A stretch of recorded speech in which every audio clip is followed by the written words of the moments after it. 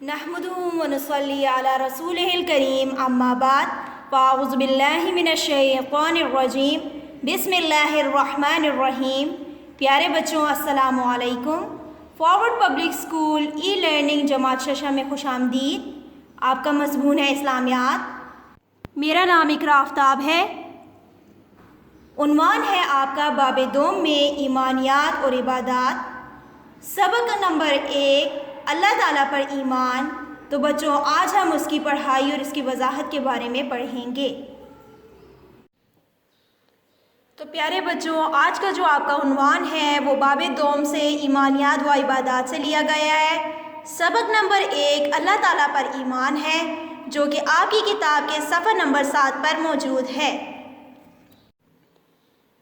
तो प्यारे बच्चों, अल्लाह ताला पर ईमान लाना इस्लाम का एक बुनियादी अकीदा है, यानी इस पर इस्लाम की इमारत कायम है।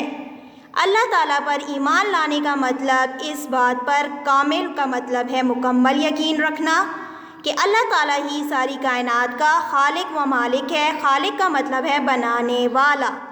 वो हमेशा से है और हमेशा रहेगा, इसके अलावा कोई इबादत के लायक नहीं। तो प्यारे बच्चों, अल्लाह ताला सारी कायनात का मालिक है। वो ना सिर्फ आपका मेरा बल्कि ज़मीन पर मौजूद तमाम जानवरों का, इंसानों का, जिनों का, आसमान पर मौजूद फरिश्तों का, ज़मीन के अंदर मौजूद मखलूक़ात का और समंदर के अंदर मौजूद मखलूक़ात का मालिक है। वो हमेशा से है और हमेशा रहेगा, यानी जब आप सब नहीं थे तब भी वो मौजूद था और जब हम सब नहीं होंगे तब भी वो मौजूद रहेगा और वो कायम और दायम रहेगा। तौहीद के मानी और मफ़हूम के बारे में पढ़ेंगे। मफ़हूम जो है फ़हम से निकला है, जिसके मायनी है समझ बूझ, यानी किसी चीज़ को जानना और इसको समझना। तो प्यारे बच्चों, अकीदा क्या होता है? अकीदा वो होता है जिस पर इंसान के दीन की बुनियाद हो। अकीदा शरीयत में अल्लाह ताला पर ईमान, उसके फ़रिश्तों पर ईमान, उसकी किताबों पर ईमान, यौम आखिरत पर ईमान, इसके रसूलों पर ईमान और अच्छी बुरी तकदीर पर ईमान लाने को कहते हैं। इसको अमूमन ईमान के अरकान भी कहते हैं।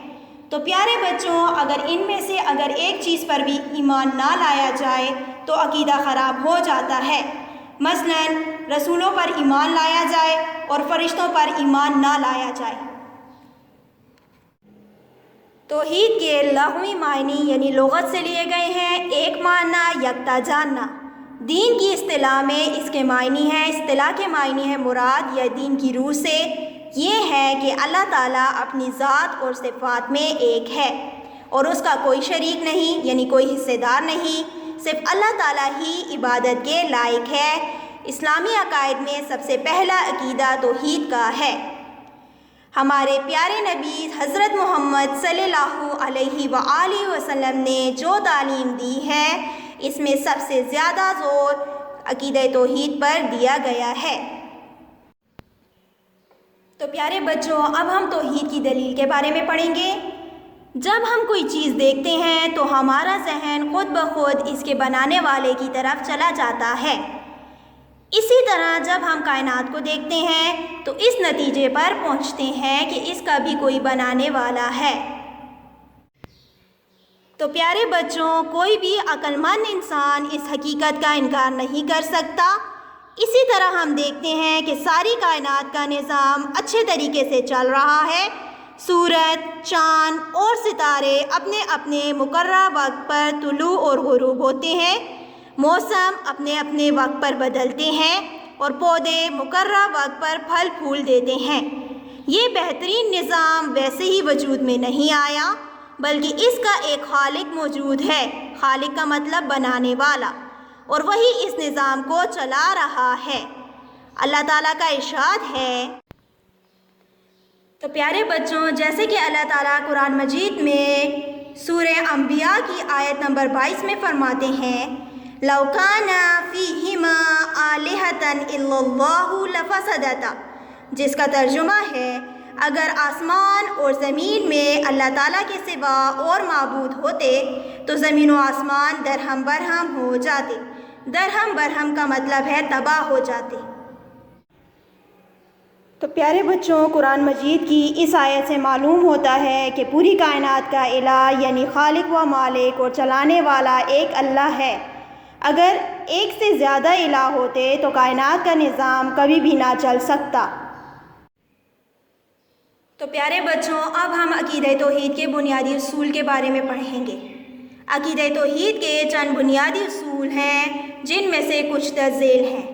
نمبر 1 ہے اللہ تعالیٰ ایک ہے، اس جیسا اور کوئی نہیں، نہ اس کا کوئی باپ ہے اور نہ ہی کوئی بیٹا اور نہ ہی کوئی ہمسر۔ یہ اصول سورہ اخلاص میں بیان کیے گئے ہیں۔ ارشاد باری تعالیٰ ہے قُلْ هُوَ اللَّهُ أَحَدٌ اللَّهُ الصَّمَدُ لَمْ يَلِدْ وَلَمْ يُولَدْ وَلَمْ يَكُنْ لَهُ كُفُوًا أَحَدٌ۔ ترجمہ، کہو کہ وہ ذات پاک جس کا نام اللہ تعالیٰ ہے ایک ہے، وہ معبود برحق ہے جو بے نیاز ہے، نہ کسی کا باپ ہے اور نہ کسی کا بیٹا اور کوئی اس کا ہمسر نہیں۔ نمبر 2 ہے ہمارے پاس اللہ تعالیٰ شرک سے پاک ہے۔ تو بچوں، شرک کیا ہے؟ شرک یہ ہے کہ اللہ تعالیٰ کی ذات و صفات میں کسی اور کو اس کا حصے دار ٹھہرایا جائے۔ نمبر 3 ہے ہمارے پاس صرف اور صرف اللہ تعالیٰ کی عبادت کی جائے اور اسی کے سامنے سر جھکایا جائے، صرف اسی پر بھروسہ کیا جائے اور ہر مشکل میں اسی کو پکارا جائے، کیونکہ صرف وہی تمام حاجتوں کا مطلب ہے ضرورتوں یا ضرورت کو پورا کرتا ہے اور تمام مشکلات کو دور کرتا ہے۔ اسی لیے ہم نماز میں بار بار پڑھتے ہیں، جو کہ سورہ فاتحہ کی آیت نمبر 4 ہے، ایاک نعبد و ایاک نستعین، جس کا ترجمہ ہے اے پروردگار، ہم تیری ہی عبادت کرتے ہیں اور تجھی سے مدد مانگتے ہیں۔ سورہ فاتحہ کی آیت نمبر 5 ہے، اہدنا الصراط المستقیم، جس کا ترجمہ ہے ہم کو سیدھے راستے پر چلا۔ تو پیارے بچوں، اب ہم عقیدہ توحید کے اثرات کے بارے میں پڑھیں گے۔ عقیدہ توحید انسانی زندگی پر بہت مثبت اثرات مرتب کرتا ہے۔ مثبت کا مطلب ہے اچھے یا نیک اثرات، جن میں سے چند ایک درج ذیل ہیں۔ نمبر 1 ہے عقیدہ توحید پر ایمان رکھنے والا شخص جرأت مند اور بہادر ہوتا ہے۔ نمبر 2 ہے عقیدہ توحید انسان میں صبر اور استقامت پیدا کرتا ہے۔ استقامت کا مطلب ہے ثابت قدمی۔ نمبر 3 ہے عقیدہ توحید سے انسان میں توکل یعنی بھروسہ اور قناعت جیسی خوبیاں پیدا ہوتی ہیں۔ قناعت کا مطلب ہے تھوڑی چیز پر صبر کرنا یا تھوڑی چیز پر گزارا کرنا۔ تو پیارے بچوں، یہاں پر آپ کے سبق نمبر 1 اللہ تعالیٰ پر ایمان کا اختتام ہوا۔ یہ ہمارا حصہ اول تھا۔ انشاءاللہ حصہ 2 میں آپ کو مشقی سوالات کے بارے میں بتایا جائے گا۔ پھر ملاقات ہوگی نیکسٹ کلاس کے ساتھ۔ اپنا خیال رکھیے گا، گھروں میں رہیں، محفوظ رہیں۔ اللہ حافظ۔